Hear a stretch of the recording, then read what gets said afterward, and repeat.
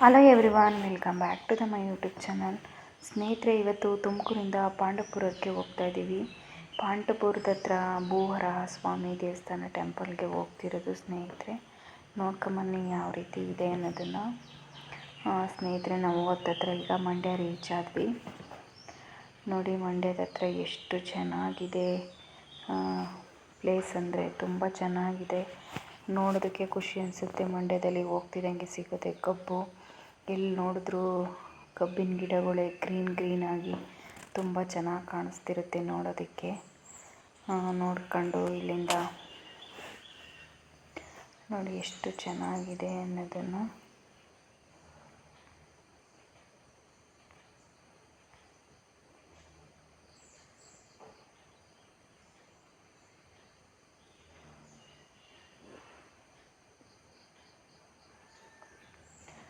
ನಾವು ಹೊಸ್ದಾಗಿ ಹೋಗಿರೋದು, ಆದರೂ ನಮಗೆ ಚೆನ್ನಾಗಿ ರೆಸ್ಪಾನ್ಸ್ ಮಾಡಿದ್ರು ಅಲ್ಲಿರೋ ಜನ ಎಲ್ಲನ. ನಮಗೆ ಗೊತ್ತಿಲ್ಲ ಅಂತ ಅಂದಿದ ತಕ್ಷಣ ಅಲ್ಲಿರೋ ಜನ ಪಾಪ ಕೆಲವರೆಲ್ಲ ಈ ಬಸ್ ಹೋಗುತ್ತೆ ಅಲ್ಲಿಗೆ ಹೋಗಿ, ಕೆಲವರಂತೂ ಅವ್ರು ಹೋಗೋ ಜಾಗಕ್ಕೆ ಬಸ್ ಬಂದಿದ್ರು ಹೋಗಲಿಲ್ಲ, ನಮ್ಮನ್ನು ಬಸ್ ಹತ್ತಿಸಿ ಸಹ ಹೋದರು. ತುಂಬ ಚೆನ್ನಾಗಿ ಅಲ್ಲಿರೋ ಜನ ನಮಗೆ ರೆಸ್ಪಾನ್ಸ್ ಮಾಡಿದ್ರು. ಆದರೆ ಕಂಡಕ್ಟ್ರುಗಳೇ ಸ್ವಲ್ಪ ನಮಗೆ ಎಲ್ಲಿ ಬಸ್ ಹತ್ತಬೇಕು, ಎಲ್ಲಿ ಇಳಿಬೇಕು ಅನ್ನೋದೊಂದು ಇನ್ಫಾರ್ಮೇಷನ್ ಸರಿಯಾಗಿ ಅವ್ರು ಕೊಡಲಿಲ್ಲ. ಆದರೂ ಪರವಾಗಿಲ್ಲ, ಅಲ್ಲಿರೋ ಜನ ತುಂಬ ಚೆನ್ನಾಗಿ ಹೆಲ್ಪ್ ಮಾಡಿದ್ರು. ಇಲ್ಲಿಂದ ಹೋಗಿದ್ದೆ ನಾವು ನೆಕ್ಸ್ಟ್ ಸ್ಟಾಪು ಪಾಂಡವಪುರ. ಪಾಂಡವಪುರದಲ್ಲಿ ನಾವು ಬಸ್ ಸ್ಟ್ಯಾಂಡ್ಗೆ ರೀಚ್ ಆದ್ವಿ. ಬಸ್ ಸ್ಟ್ಯಾಂಡಿಗೆ ರೀಚ್ ಆದರೆ ನಮಗಲ್ಲಿ ಬಸ್ಸು ಇರಲಿಲ್ಲ, ಹಾಗೆ ನಾವು ಹೋಗ್ಬಿಟ್ಟಿತ್ತು. ಆನಂತರ ನಾವು ಬಸ್ಸಿಗೆ ವೆಯ್ಟ್ ಮಾಡಿದ್ವಿ 1:15ವರೆಗೂ. ನಾವು ಅಲ್ಲಿಗೆ 11:15ಗೆ ರೀಚ್ ಆದ್ವಿ. 1:15ವರೆಗೂ ಮತ್ತೆ ಬಸ್ ಸ್ಟ್ಯಾಂಡಲ್ಲೇ ನಾವು ವೆಯ್ಟ್ ಮಾಡಿದ್ವಿ. 1:15ರಿಂದ ಸೀದಾ ಭೂವರಾಹ ಸ್ವಾಮಿ ಟೆಂಪಲ್ಗೆ ಡೈರೆಕ್ಟ್ ಬಸ್ ಐತೆ. ಅಲ್ಲಿವರೆಗೂ ನಾವು ವೆಯ್ಟ್ ಮಾಡಿದ್ವಿ 1:15ವರೆಗೂ. ಆನಂತರ ಅಲ್ಲಿಂದ ಬಸ್ ಹತ್ಕೊಂಡು ಮತ್ತೆ ನಾವು ಟೆಂಪಲ್ಗೆ ಹೋದ್ವಿ. ಅಲ್ಲಿಂದ 35 ಕಿಲೋಮೀಟರ್, ಪಾಂಡವಪುರದಿಂದ ಭೂವರಾಹ ಸ್ವಾಮಿ ದೇವಸ್ಥಾನಕ್ಕೆ 35 ಕಿಲೋಮೀಟರು.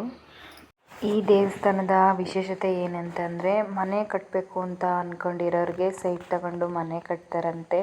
ಮತ್ತು ಜಾಬಿಗೋಸ್ಕರ ವೆಯ್ಟ್ ಮಾಡ್ತಿರೋರಾದರೆ ಜಾಬು ಕೆಲಸ ಆಗುತ್ತಂತೆ. ಮತ್ತು ಜಮೀನುಗಳು ಕೋರ್ಟು ಕೇಸು ಅಂತ ಏನಾದರೂ ಇದ್ದರೆ ಆ ಥರದ್ದು ಎಲ್ಲ ಸೊಲ್ಯೂಷನ್, ಆ ಥರದಕ್ಕೆಲ್ಲ ಇಲ್ಲಿ ಪರಿಹಾರ ಆಗುತ್ತಂತೆ. ನಾವು ಹಂಗಾಗಿ ನಮ್ಮ ಫ್ರೆಂಡ್ಗೊಬ್ಬರಿಗೆ ಏನೋ ಜಮೀನಿನ ಬಗ್ಗೆ ಪ್ರಾಬ್ಲಮ್ ಇತ್ತು, ಹಾಗಾಗಿ ಅವರು ಹೊರಟ್ವಿ, ನಾವು ಹೋದ್ವಿ. ಹಂಗಾಗಿ ಈಗ ಪೂಜೆ ಸಾಮಾನು ತಗೊಂಡು ದೇವಸ್ಥಾನಕ್ಕೆ ಹೋಗೋಣ ಅಂತ ಹೋದ್ವಿ. ಆದರೆ ನಾವು ಹೋಗಿದ್ದ ಟೈಮಿಗೆ ದೇವಸ್ಥಾನದ್ದು ಬಾಗಿಲು ಹಾಕ್ಬಿಟ್ಟಿದ್ರು. ಮತ್ತು ಓಪನ್ ಇರೋದು 4 o'clockಗೆ ಅಂತ ಅಂದರು. ನಾವು ಅಲ್ಲಿಗೆ ರೀಚ್ ಆದಾಗ 2 o'clock ಆಗಿತ್ತು. 2 o'clockಯಿಂದ 4 o'clockವರೆಗೂ ದೇವಸ್ಥಾನದ ಬಾಗಿಲನ್ನ ತೆಗೆಯಲ್ಲ, ಓಪನ್ ಇರಲ್ಲ. ಮತ್ತು ಅಷ್ಟೊತ್ತಿನ ತನಕ ಸುಮ್ಮನೆ ಯಾಕೆ ವೆಯ್ಟ್ ಮಾಡೋದು ಅಂತ ಹೇಳಿ ಊಟ ಕೊಡ್ತಾಯಿದ್ರು. ನಾವು ಅಲ್ಲಿ ದೇವಸ್ಥಾನದಲ್ಲಿ ಪ್ರಸಾದ ಊಟ ಮಾಡೋದಕ್ಕೆ ಹೋದ್ವಿ.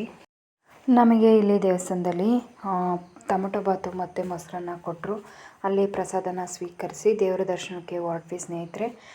ದೇವರ ದರ್ಶನಕ್ಕೆ ಇನ್ನೂ ಓಪನ್ ಇರಲಿಲ್ಲ, ಹಂಗಾಗಿ ಹೋಗ್ತಾ ಇದ್ದೀವಿ ಅಲ್ಲಿಗೆ. ನೋಡಿ, ಇದೇ ದೇವಸ್ಥಾನ ಕಾಣಿಸ್ತಿರೋದೆ ದೇವಸ್ಥಾನ. ನೋಡಿ ಸ್ನೇಹಿತರೆ, ಯಾವ ರೀತಿ ಇದೆ ಅನ್ನೋದನ್ನು ಇನ್ನೂ ಕಟ್ಟಡ ಮಾಡ್ತಿದ್ದಾರೆ.